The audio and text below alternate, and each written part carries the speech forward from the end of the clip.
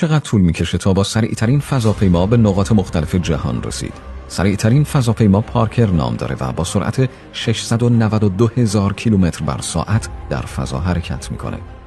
از زمین تا ماه 33 دقیقه طول میکشه. زمین تا خورشید 9 روز. زمین تا سیاره مشتری 35 روز. زمین تا زحل 72 روز. از زمین تا نزدیکترین ستاره بعد از خورشید 6530 سال. زمین تا ستونهای آفرینش 10 میلیون سال. زمین تا کهکشان آندرومدا 3.9 میلیارد سال. زمین تا کهکشان آیسی 1101 1.5 تریلیون سال.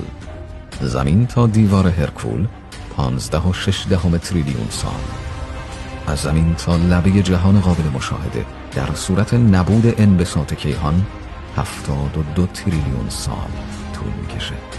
این ارقام به ما یادآوری میکنن که جهان چقدر وسعت داره که حتی با سریعترین فضاپیما پیمودن فواصل کیهانی به سالها زمان نیاز داره.